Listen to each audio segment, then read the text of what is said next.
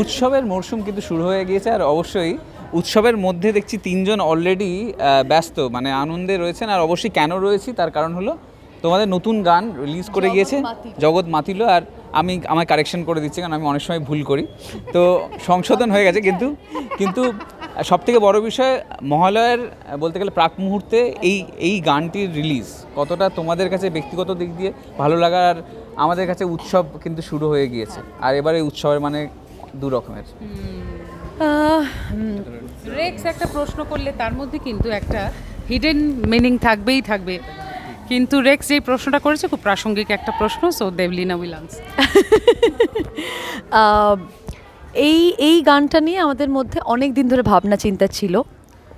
মানে কনসেপ্টটা তো অনেক পরে ঠিক হয়েছে, কিন্তু গানটা প্রায় আমরা জুলাই মাসে ভেবে ফেলেছিলাম যে এরম একটা কিছু করতে চলেছি।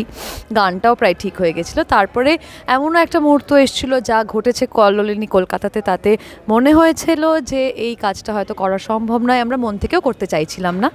But life doesn't stop and work is a part of life, that also cannot stop. আমি বিশ্বাস করি, আমরা দুজনেই সেটা বিশ্বাস করি, যেটা থামা সম্ভব নয়। আমি চাইলাম আর করলাম না, সেটা সবসময় হয় না। সেখান থেকে দাঁড়িয়ে আমরা ফাইনালি কাজটা করি, এবং আজকে এটাই ভাবনা ছিল যে মহালয়ার আগের দিন আমরা গানটা রিলিজ করব, সেটাই করতে পারছি। এবং একটা অদ্ভুত জায়গায় এসছি, এটা হচ্ছে একটা সেবাশ্রম কেন্দ্র, যেখানে প্রচুর বাচ্চারা আছে, তাদের কেয়ার গিভার হোম এটা। এবং গানটা রিলিজ করার এখানে একটাই কারণ, যেটা তুমি প্রশ্নটা করলে সেটার উত্তরটা আমি এইটার মধ্যে দিয়ে দেবো, যে উৎসব দু রকমের হয়, এবং আমি বিশ্বাস করি যে উৎসব সবার জন্য, সেখানে কেউ ব্যতিক্রম নয়। সেটা শুধুমাত্র নাচ গানের নয়, সেটা সবার আনন্দ পাওয়ার সবাই যোগ্য, সবাই ডিজার্ভ করে। এবং সেই জন্য এই গানটা আমি চেয়েছিলাম এমন কোথাও একটা লঞ্চ করতে। আমি চেয়েছিলাম বলছি কারণ যদিও এটা আমাদের দুজনের গান, কিন্তু এই ইচ্ছেটা আমার মনের মধ্যে ছিল যে ওদের সঙ্গে এসে আমি গানটা প্রচার করব। এছাড়াও আমি থ্যালাসেমিয়ার বাচ্চাদের কাছে গেছি, যৌনপল্লীতে গেছি, কলেজ ফেস্টেও গেছি। এমন নয় যে শুধুমাত্র খুব স্পেশাল জায়গাতে গেছি। সবার কাছে উৎসব সবার, এটা আমি মন থেকে বিশ্বাস করি। এক একজনের কাছে এক এক রকমের, প্রতিবাদের ভাষা যেমন আলাদা, উৎসবের মানেও সেরকম আলাদা। তাই এই গানটা যে সবার জন্য, এই বার্তাটাই আমি আজকে সবাইকে পৌঁছে দিতে চাই। এই প্রশ্নটা ইমনের কাছে আরেকটু আলাদাভাবে ফেলবো, সেটা হলো যে তোমাকে রাস্তাতেও দেখেছি মানুষের জন্য আর এই প্রতিবাদের জন্য, আবার তার সাথে তোমাকে এই গানেও দেখছি যেখানে মানুষকে উৎসবে ফিরিয়ে আনছো। সেখানে মানুষ অনেক কিছু করছে, সেখানে প্রতিবাদও করছে, আবার কেউ সারাদিন তারকাদেরও ট্রোল করছে। তারা হয়তো বুঝতে পারছেন এর প্রতিবাদটা কীরকম হয়, এমনও মানুষ রয়েছে। সেখানে তুমি নিজে যেমন মাঠে নেমেছো, রাস্তায় নেমেছো প্রতিবাদে, ঠিক তেমনই আরেকটা বিষয়ে তুমি গানও প্রকাশ করছো, যেখানে তোমার এটা জীবিকা। কী বল? দেখ রেক্স, তোর প্রশ্নের মধ্যেই তোর উত্তর লুকিয়ে, যে আমার জীবিকা এটা, আমার ধর্ম এটা, গান করাটা আমার ধর্ম। আমি যেটার জন্যে মানে আমাকে ভগবান পাঠিয়েছে, সেই কাজটা তো আমি বন্ধ করতে পারবো না। তার থেকে বড় অন্যায় আর কিছু হতে পারে না। এখন কারোর যদি এটা মনে হয় যে এই সময়ে দাঁড়িয়ে ইমন কেন গান গাইছে, আমার মনে হয় তার থেকে বোকা আর কেউ নেই। কারণ আপনি যেরকম আপনার অফিসে যাচ্ছেন, আপনার ব্যবসা করছেন, আপনি আপনার দোকান খুলছেন, আপনি সব কিছু করছেন, আপনি প্রতিবাদও করছেন, আমার ক্ষেত্রেও তাই। আমিও সব কিছু করবো, আমার কাছে সব কিছু করা মানে everything is related to music to me. তো সেই ক্ষেত্রে আমি গান করব, আমি গান রেকর্ডিং করব, আমি শো করব, আমি গান শেখাবো, গান শুনবো, সব কিছু করব। তার সঙ্গে সঙ্গে আমি আমার মতো করে যেটা বলার যেখানে সেটা আমি বলবো। তো এই দুটোর মধ্যে কোনো বিভেদ আছে বলে আমি মনে করি না, কোনো লড়াই আছে বলেও আমি মনে করি না। সেজন্যে দেবলিনা মানে কি বলবো, শি ওয়াজ ডেভাস্টেটেড। মানে 15th অগস্ট আমি একটা অন্য দেবলিনার সাথে ফোনে কথা বলেছিলাম, এবং আমি ওকে চিনতে পারিনি ওর ফোনটা যখন এসেছিলো। সবসময় এটা আমি ওর হয়ে বলছি, ও সবসময় যেভাবে ওকে দেখা হয় বা সবসময় বলা হয় যে আপনারা প্রিভিলেজড ক্লাস ব্লা ব্লা ব্লা, এই প্রিভিলেজ ক্লাস বলে যাদেরকে দূরে সরিয়ে দেওয়া হয় তাদেরও মনে কষ্ট হয়, তাদেরও সংশয় হয়, তাদেরও জীবনযাপনে মনে হয় যে আমি কেন আছি, এই এক্সিস্টেন্সেও একটা কোয়েশ্চেন তৈরি হয়। সেটা ওরও হয়, সেটা আমারও হয়, সেটা আপনারা যারা দেখছেন তাদেরও হয়। জীবন থেমে থাকে না, জীবনের নিয়ম এগিয়ে চলা সামনের দিকে। নীলাঞ্জন তখন আমাদেরকে বলল যে দেখো, সিনেমা কিন্তু রিলিজ হবে, অন্যান্য অনেক গান রিলিজ হবে, তো সেই ক্ষেত্রে তোমার গান শুনতে যারা ভালোবাসে, যারা দেবলীনাকে পর্দায় দেখতে ভালোবাসে, তাদেরকে তুমি কেন ডিপ্রাইভ করবে? 10টা লোক হলেও তো দেখবে। তোমাদের কোনো অধিকার নেই তাদেরকে ডিপ্রাইভ করার। আমাদের এই কাজটা করা উচিত, এবং থ্যাঙ্কস টু টি সিরিজ, যারা আমাদের হাত বাড়িয়ে দিয়েছে এবং যারা বলেছে যে আমরা তোমাদের সাথে কাজটা করতে চাই এক কথায়। তো তারা পাশে না থাকলে আমরা এইভাবে এগোতেও পারতাম না, হয়তো করতামই না। তো টি সিরিজেরও একটা খুব বড় ভূমিকা রয়েছে আমাদের এই কাজটা করার পেছনে। অবশ্যই নীলাঞ্জনের কাছে মাইকটা নিয়ে যাবো, আর একটা জিনিস জিজ্ঞেস করবো যে নেপথ্যে বাঁশি বাজিয়েছে বলতে, সেখানে কি বলবে? নেপথ্যে বাঁশি একজন শালী রয়েছে আর একজন স্ত্রী। নেপথ্যে প্রথম কথা হচ্ছে বাঁশি বাজিয়েছে যিনি, তিনি হচ্ছেন রূপক মুখার্জি। হ্যাঁ, আর তুমি তার নেপথ্যে এই যে তুমি উৎসাহটা জাগিয়েছো, এটাও নেপথ্যে বাঁশি। আমি নেপথ্যের দামামা বাজিয়েছি, কিন্তু না, উৎসাহ দেওয়ার আমি তো কেউ নই। ওরা যা করেছে, ওরা মানে ওদের আমাকে নিযুক্ত করেছে, আমি সে কাজ করেছি, বুঝেছো? মানে আমাকে বললো যে তুমি একটু করবে, আমি তাই করেছি, কিন্তু প্ল্যানটা ওরাই সমস্ত কিছু করেছে, খাটাখাটনি। আকাশ মেন আকাশে এখন আজকে আসতে পারেনি, কিন্তু আকাশ মেন যিনি গানটি লিখেছেন, সুর করেছেন, সমস্ত কিছু।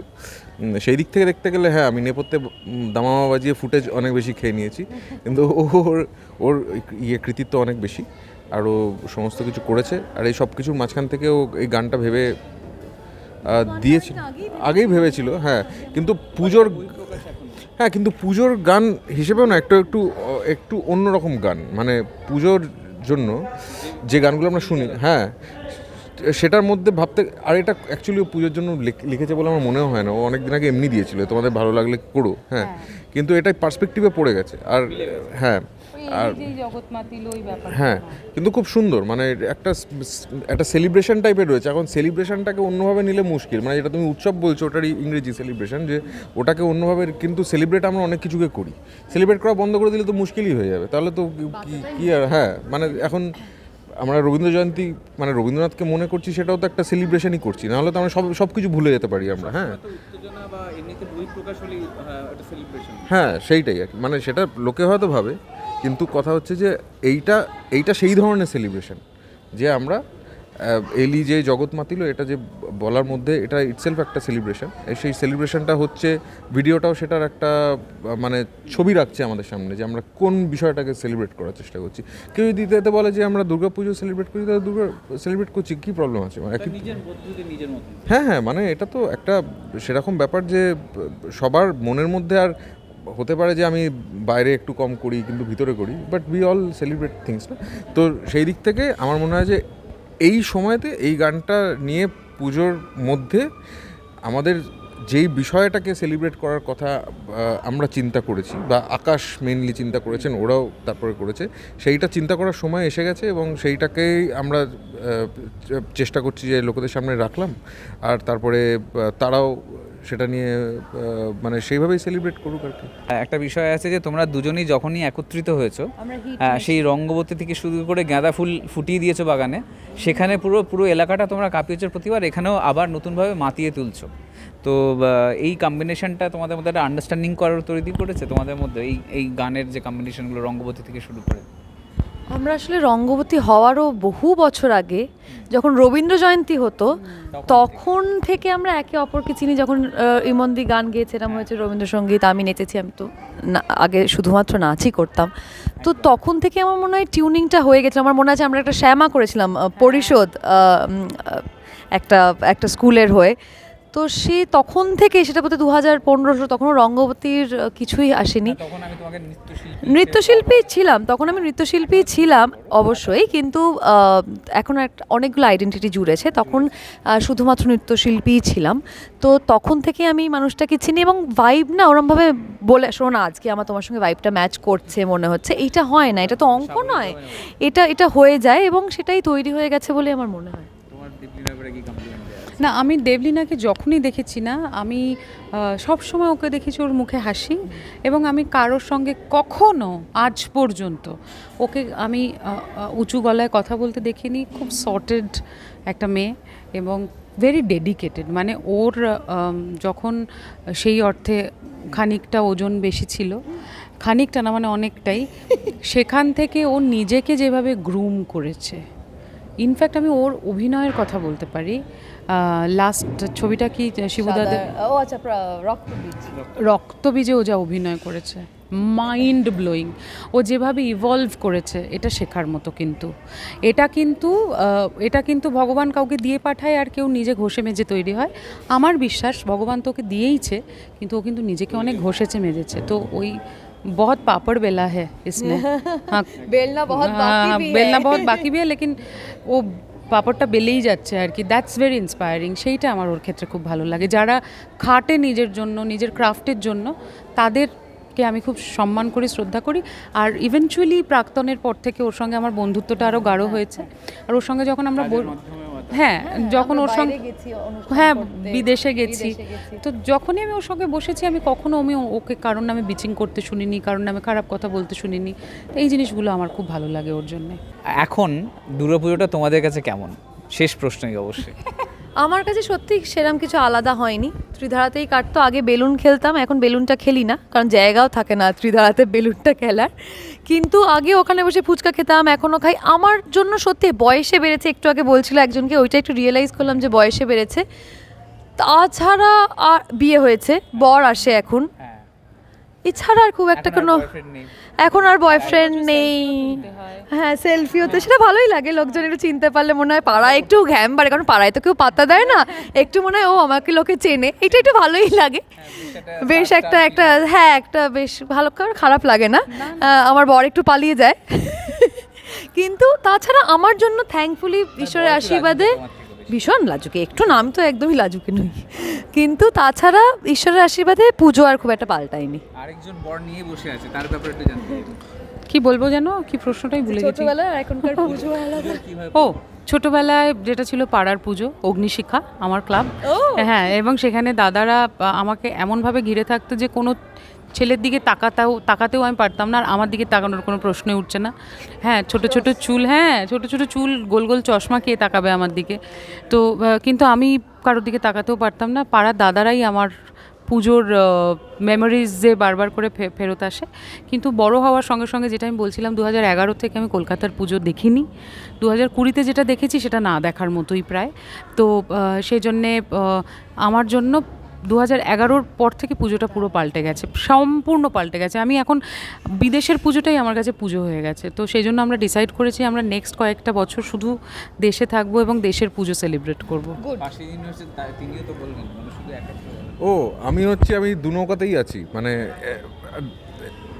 কখনো কখনো থাকি না, কখনো কখনো থাকি। যখন থাকি তখন খুব র্যান্ডাম জিনিস করতে হয়। যেমন আগের বছর ও আমেরিকা গেছিলো, আমি যাইনি। তো আমার বন্ধু একটা রোলের দোকান দিয়েছিল, আমি রোলের দোকানে একটা রোল আর একটা চপ নিয়ে বসেছিলাম, যাতে কি লোকে ভাবে যে খুব ওখানে চলছে আর কি, কারণ ব্যবসা চলছে। হ্যাঁ, আর মাঝে মাঝে পাড়ার কাউকে একটা হ্যাঁ সারাক্ষণ কিনে ওটা খাচ্ছি না, রেখে দিয়েছি। আর পাড়ার থেকে লোককে ফোন করে এখানে ভালো চা পায়, উল্টো দিকের দোকানের চায়ের ওখানে বোধহয় 500 টাকা চা খেয়ে নিয়েছি। আর ওখানে যাক, এইভাবে পুরো 5 দিন আমার কেটেছিল আড্ডা মেরে। কারণ আমার পাড়াতেও মানে একটা পুজো হয়, যেটা আমার বাড়ির নিচে। আচ্ছা, এইটা বললে বোধহয় কেউ দুঃখও পেতে পারেন, মানে আমি পাই। আমার বাড়ির নিচে পুজো হয়, ঠিক আছে? শুনে ভালো লাগছে তো? ভোর 6টার সময় একটা ঢাক বাজে, হ্যাঁ, আর রাত্রিবেলা এটা হয় তো, মানে তারপরে ওই বালিশের মাথার উপর বালিশ চাপা, ঘুমানোর ব্যাপার থাকে না। আর আমার একদম ভালো লাগে না, তো কাজেই আমি বাড়ির নিচে পুজো হলে না, আমার 3-4 ঘন্টা ঘুমোলে কারণ ওই পাড়াটা খুব শান্ত। আমি তো ভেপুতেই ঘুমিয়ে অভ্যস্ত পুজোর সময়, ওই ভেপু না বাজলে আমি পুজোয় ঘুমাতে পারি না। এইটা কি বলছো? না হতে পারে, মানে আমি কষ্ট করে ঘুমিয়ে পড়ি। আর হ্যাঁ, তো সেই কারণে নিচে পুজো হলো একটুখানি এদিক ওদিক, মানে পাড়ার মধ্যেই হাঁটি, তবে প্যান্ডেল ঘোরাটানো নয়। আর বাইরের দিকে গেলে যেটা হয় যে হাঁটতে একটু, মানে কেউ যায় না, আমি একা কি বোকার মতো ঘুরবো এমনি, মানে কিছুক্ষণ আগে প্রমাণ করে দিয়েছি আমি পাগল এবারে। আর তারপরে যখন বাইরে আমরা যাই, তখন তো বাইরে অন্য সিস্টেমে হয়। ওখানে সপ্তমী অষ্টমী বলে কিছু না, উইকেন্ডে পুজো হয়। তো সেখানে যেরকম হয়, লোকে আর একটু সেজে গুজে এরকম করে, হ্যাঁ, সমস্ত কিছু হয়। তো সব মিলিয়ে মোট হচ্ছে খাওয়া, ঠিক আছে, পুজোর সিনটা হচ্ছে আসলে খাওয়া। হ্যাঁ হ্যাঁ হ্যাঁ হ্যাঁ, আর ওই বেলুন ফাটানো টাটানো যেগুলো বলছো ওইগুলো প্রচুর করি। আমার কাছে প্রচুর এই সাবানের বাক্স সব আমি জিতেছি, হ্যাঁ সেগুলো সব। তারপরে যখন করেছি লাস্ট 3 বছর আগেও করেছিলাম ওটা, আর ওই গড়িয়ে গড়িয়ে বল গড়ালে যেই হ্যাঁ গর্তটার মধ্যে পড়ে, হ্যাঁ কিন্তু টিভি ফিভির লোভে ওগুলো করেছি। টিভির লোভে মগ পাই, টিভির লোভে মগ আছে। মানে তুমি কতবার মগ পেয়েছো? অনেকবার মগ, ঠাকুরের ছবি সব এইগুলোই পেয়েছি টিভির লোভে। অবশ্যই টিভির লোভ আর মগের লোভ কাটিয়ে আমরা শেষ মুহূর্তে একটু যদি গানটা যদি শুনতে নাচ পারি। করো। মানে আমার এটা খুব টাফ জায়গা, আমাদের যে ট্রেনিং দেওয়ানো হবে ডান্সের। কোনো ব্যাপার না, আমি তো টিচার। টিচার এটাই তোমার টিচারের কাজ। সঙ্গে, হ্যাঁ তুমিও করো, ভালোই করছিল, ভালোই হচ্ছিল। হ্যাঁ হ্যাঁ চলো। চলো 1 দেখে আমি শিখবো। 1 তাহলে আর শিখতে পারবি না। 1 2 3 গো। কে বটে কে বটে কে বটে কে বটে কে বটে তুই বিটিলো এলি যেই জগৎ মাতিলো, কে বটে তুই বিটিলো এলি যেই জগৎ মাতিলো। সব থেকে অখাদ্য ডান্স করেছি, কিন্তু অবশ্যই তাদের মিউজিক ভিডিওটা দেখবেন যারা আসলে করেছেন, আর তাদের মিউজিক ভিডিওকে অবশ্যই দেখবেন আর শেয়ার করবেন।